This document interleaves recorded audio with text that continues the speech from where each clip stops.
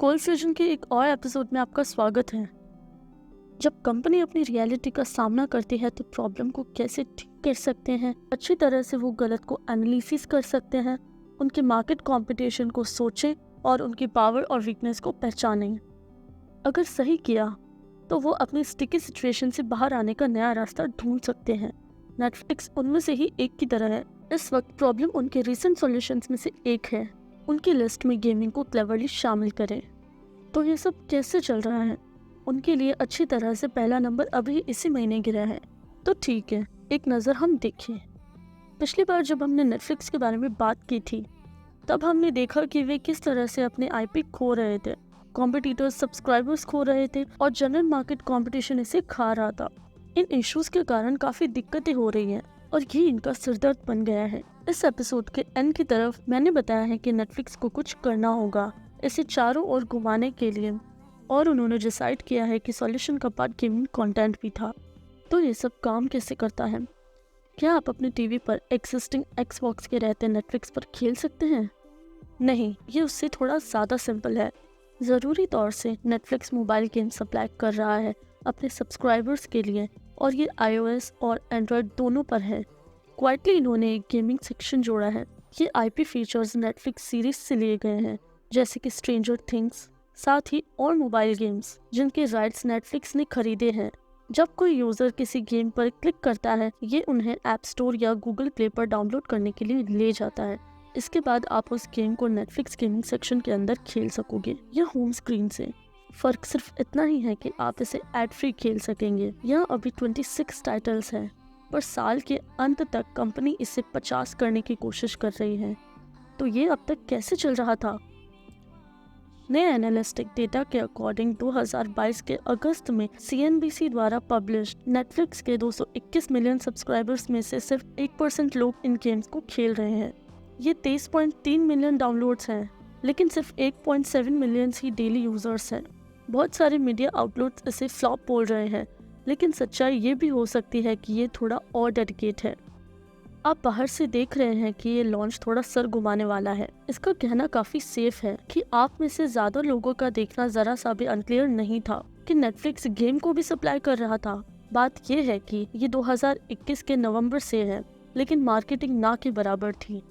कोई सोचेगा कि या तो वो कॉन्फिडेंट नहीं है जो भी वो कर रहे हैं उसमें, या वो एक पर्पसफुल नहीं है। लेकिन बहुत क्वाइटली शुरू करना, जैसे कि वो पता चला कि दूसरा है। नेटफ्लिक्स नहीं चाहता था कि उनकी कंज्यूमर्स गेमिंग फीचर्स के बारे में पूरी तरह से जाने।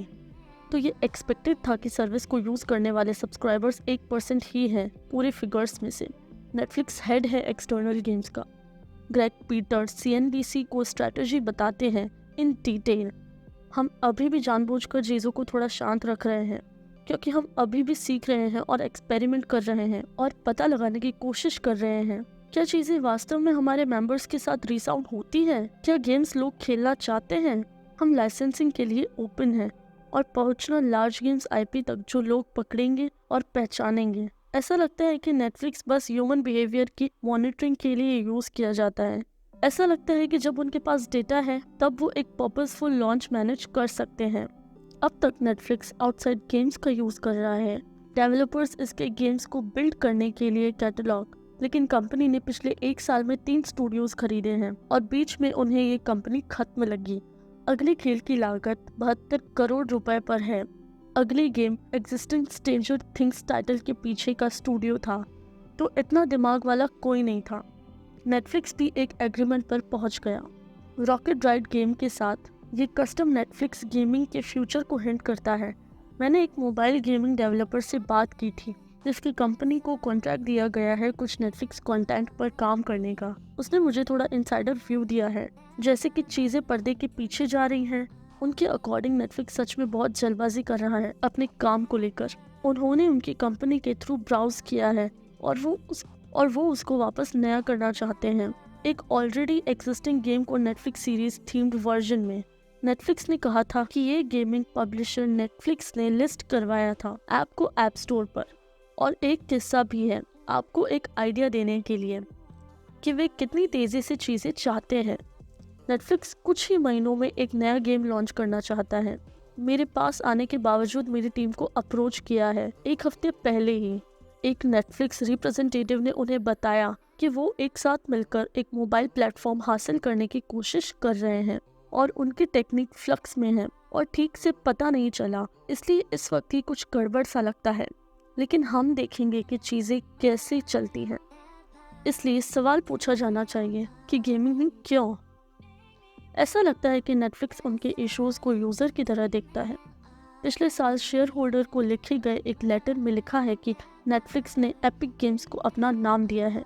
लोगों के ध्यान के लिए सबसे बड़ी अड़चन है टिकटॉक और यूट्यूब भी लिस्ट में थे। D.A. डेविडसन टॉम फोर्ड के एक सीनियर एनालिस्ट ने बताया है कि गेमिंग यूज़र जुड़ाव बढ़ाने के लिए एक तरीका हो सकता है। अच्छा विचार ये है कि नेटफ्लिक्स के कई एडवांटेजेस में से एक स्ट्रेटजी को आगे बढ़ाने में जोड़ने की एबिलिटी है। उससे पहले जब पहली बार प्लेटफॉर्म के एंड में बाहर आता है तो भी अच्छा विचार ये है कि इस स्टेटमेंट से मैं बिल्कुल एग्री नहीं करता। सबसे अच्छे रूप में ये गेम सिर्फ एक प्रॉक्सी की तरह काम करते हैं नेटफ्लिक्स सीरीज के एडवर्टाइजमेंट के लिए। वो अपने करंट फॉर्म की स्ट्रेटजी में बहुत कुछ नहीं करता। लोगों को नेटफ्लिक्स यूज करने के लिए इस वक्त ये नेटफ्लिक्स गेम को डाउनलोड करने के बाद भी होम स्क्रीन पर अवेलेबल है, तो यूजर्स बस लॉन्च कर सकते हैं गेम्स को उसके होम स्क्रीन से नेटफ्लिक्स ऐप पर जाए बिना। वह गेम्स और नेटफ्लिक्स ऐप को जोड़ता है। ये खुद थोड़ा वीक लगता है, लेकिन ऐसा कहने में मुझे विश्वास है कि स्ट्रैटेजी टाइम के साथ काफी ग्रो होगी। जैसा कि मैं अभी इस एपिसोड को खत्म कर रही थी, नेटफ्लिक्स के गेम्स के बारे में मुझे कुछ और न्यूज आई है। टेकक्रंच के अकॉर्डिंग नेटफ्लिक्स ने हाल ही में जॉब लिस्टिंग पोस्ट की है जिसने क्लाउड गेमिंग वेंचर का हिंट दिया। ओपनिंग एक सिक्योरिटी मैनेजर प्रोडक्ट के लिए लिस्टेड थे। हैंडलिंग में एक्सपीरियंस के साथ अच्छा विचार ये है कि क्लाउडिंग गेम चैलेंजेस और एक रेंडरिंग इंजीनियर भी जो नेटफ्लिक्स के अच्छे विचार क्लाउडिंग गेम को सपोर्ट कर सकता है।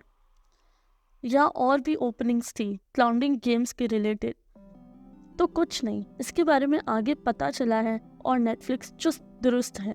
पर ये सर्विस अगर अचीव होती तो प्ले स्टेशन अभी जैसा होता, गूगल स्टेडियम या अमेज़न लूना। तो एसेंशियली आप बिना किसी प्रॉब्लम के अपनी टीवी पर गेम खेल सकते हैं। ये इंटरेस्टिंग है क्योंकि मेरे सोर्सेज ने मुझे बताया है कि नेटफ्लिक्स ने उन्हें बताया है कि वो उनके इकोसिस्टम के बाहर से कुछ भी करने के सख्त खिलाफ है, इसलिए टीवी गेमिंग का सवाल ही नहीं उठता। लेकिन शायद चीज़ें बदल गई हैं और वो अगर खुद का क्लाउड गेमिंग सर्विस शुरू से बनाने जाएं, यह उनके लिए नेचुरली अच्छा होगा, लेकिन हम नहीं जानते। तो हम इंतज़ार करने और ये देखने जा रहे हैं कि वास्तव में नेटफ्लिक्स का फ्यूचर क्या होगा। पिछले 3 महीने में 1 लाख लोगों ने अपना सब्सक्रिप्शन कैंसिल किया है नेटफ्लिक्स के साथ, लेकिन स्ट्रीमिंग गेम्स की ग्रोथ के सालों बाद दोगुनी संख्या को खोने की उम्मीद थी। इसलिए कंपनी बिजी मार्केट फेस और राइजिंग कॉस्ट से इम्प्रेस हो रही थी, इसलिए कंज्यूमर्स नेटफ्लिक्स छोड़ रहे हैं, जिसके रिजल्ट में इसका पहले सब्सक्राइबर से ज़्यादा नेट लॉस हुआ। सेकंड क्वार्टर में लगभग 1 मिलियन सब्सक्राइबर्स बने। 2 लाख सब्सक्राइबर्स के बाद पहले क्वार्टर में सब्सक्राइबर्स का लॉस हुआ। गेमिंग यूजर्स के जुड़ाव में हेल्प करने में एक छोटा सा रोल प्ले कर सकता है, लेकिन सच में नेटफ्लिक्स को रिलायबल कैटलॉग होने पर ज़्यादा ध्यान देना चाहिए नेटिव कंटेंट के लिए। ऐसा करना बहुत डिफ़िकल्ट है और इंटेंसिव भी है, लेकिन कंटेंट वो भी है जो लोगों के लिए प्लेटफॉर्म पर आए। अभी कोई भी नेटफ्लिक्स को गेम्स से नहीं जोड़ता है, इसलिए इस ब्रांड इमेज को चेंज करने के लिए ये बहुत काम आने वाला है और उन्हें बहुत कुछ सही करना होगा। तो आप लोग क्या सोचते हैं? क्या तुम्हें लगता है कि नेटफ्लिक्स फ्यूचर में गेमिंग के लिए एक सक्सेसफुल प्लेटफॉर्म बन सकता है, या ये सिर्फ एक बर्बाद होने वाली बड़ी कॉस्ट बनने जा रही है? आप मुझे अपने थॉट्स नीचे कमेंट सेक्शन में बताइए। अगर आप पिछला एपिसोड देखना चाहते हो नेटफ्लिक्स पर, मैं इसके लिए एक लिंक छोड़ दूंगी। मैं भी स्टूडियो वापस आ गई हूँ पॉडकास्ट को रिकॉर्ड करने, तो अगर तुम चाहो तो लेटेस्ट एपिसोड को देखने के लिए वेब के थ्रू, तो मैं वो भी एक लिंक छोड़ दूंगी नीचे। वैसे भी ये मेरे बारे में है। Thanks for watching. देखने के लिए शुक्रिया। मेरा नाम डुगोगो है। अगर आप कोल्ड फ्यूजन देख रहे हैं, और मैं अगले एपिसोड में आपसे फिर मिलूंगी। तब तक